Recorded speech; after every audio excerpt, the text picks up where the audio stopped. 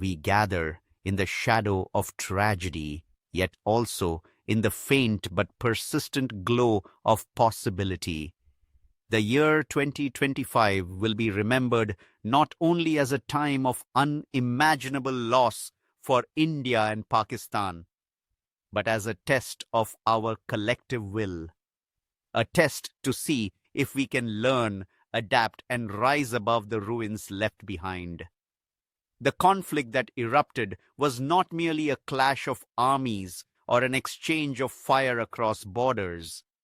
It was a storm that tore through the very fabric of our societies. It laid bare the fragility of peace, the folly of pride, and the dire consequences of failing to heed the lessons of history. Thousands of lives were lost in a matter of weeks. Men, women, children, families extinguished by violence that should have been unthinkable. For every life lost, a community mourns, a future is stolen, and an irreplaceable piece of our shared humanity is gone. Millions were forced from their homes, carrying little more than memories and the hope that safety might exist somewhere beyond the horizon. Cities and villages, once vibrant with life and laughter, now stand silent, testimonies to the destructive power of war. Yet, as we count the costs, we must also recognize the full extent of what was shattered. Hospitals and schools, places meant for healing and learning, became casualties of a conflict that knew no boundaries. Roads, bridges, and the infrastructure that connects people to opportunity were reduced to rubble, setting back development by years, perhaps decades. The toll was not just physical, but deeply psychological. The trauma left behind will echo for generations, shaping the outlook and dreams of children who have seen more than any child ever should. But the wounds are not confined to human suffering alone. The land itself has been scarred. Forests that once provided shelter and sustenance now lie charred and barren. Rivers, the lifeblood of agriculture and daily life, have been polluted, choked by debris, poisoned by chemicals. Fields that fed millions have been rendered useless, threatening food security for vast regions. The environmental devastation is a silent legacy, one that will endure long after the headlines fade. Economically, the consequences are staggering. Both nations, already grappling with challenges of poverty and underdevelopment, now face even greater hurdles. Pakistan's economy, for example, saw its growth rate plummet, a reflection not just of direct wartime losses, but of shattered investor confidence, collapsed trade, and mounting debt. India, too, has suffered as trade links were severed, factories shuttered, and jobs vanished. The closure of critical border crossings has meant loss of livelihoods for thousands, and entire sectors, like textiles and agriculture, now face uncertain futures. What did this war achieve? Nothing of lasting value. No territory changed hands that was worth the price. No grievance was resolved. No honor was restored that could justify the suffering inflicted. Instead, both nations stand diminished, morally, economically, and politically. The real enemies, poverty, disease, illiteracy, and environmental degradation, have only grown stronger as a result.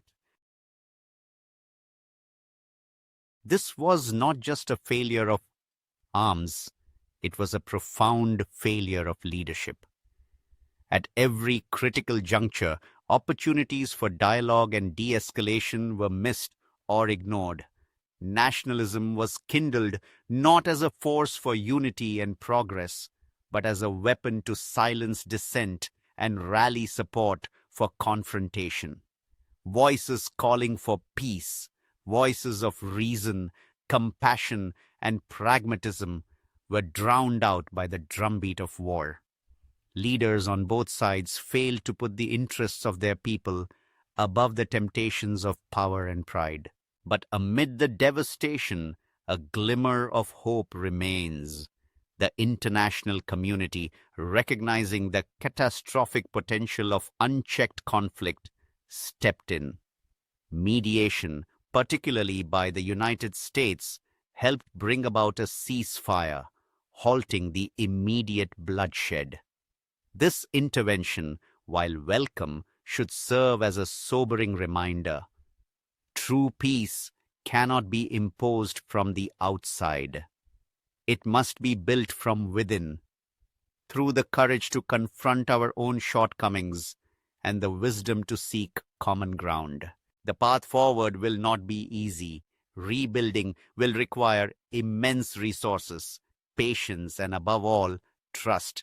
It will require a willingness to look beyond past grievances and to invest in the future together. The alternative is clear: continued animosity, recurring conflict, and a region perpetually held back by its own divisions. If we are to seize this moment as a turning point, we must start by demanding accountability from our leaders, not just for the decisions of the past, but for the choices they make now. We must insist that the pursuit of peace is not a sign of weakness, but of strength. It takes far more courage to reach out than to strike, far more vision to build bridges than to erect barriers. Diplomacy must be restored as the primary tool of statecraft. Channels of communication, cultural exchange, and economic partnership must be reopened and expanded. We must invest in education, healthcare, and sustainable development, not in arms and animosity. The resources squandered on war can and must be redirected toward improving the lives of our people.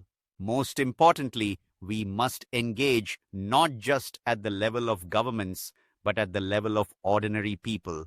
For every voice that calls for war, there are countless more that yearn for peace, for the chance to live, learn, and prosper without fear. We must listen to those voices, amplify them, and make them impossible to ignore. India and Pakistan are not destined to be enemies. Geography makes us neighbors. History, with all its pain and complexity, binds us together. Our destinies are intertwined, whether we wish it or not. The choice before us is simple: continue down the path of mutual destruction, or choose the harder, nobler road of reconciliation. Let us make this tragedy the last of its kind. Let us pledge that never again will our children pay the price for our failures. Let us build a future where cooperation replaces confrontation, where hope is not a casualty of politics, but its driving force. Because if we do not act now, when will we? If we do not choose peace, who will do it for us? The courage to change course is within our grasp. Let us take that first step together. Peace is not merely the absence of war, it is the presence of justice, opportunity, and respect. It is the foundation upon which all progress rests. Let us choose peace, not as an ideal, but as a necessity, not as a distant hope, but as our most urgent task. For the sake of our children, our nations, and our shared future, let us move forward together.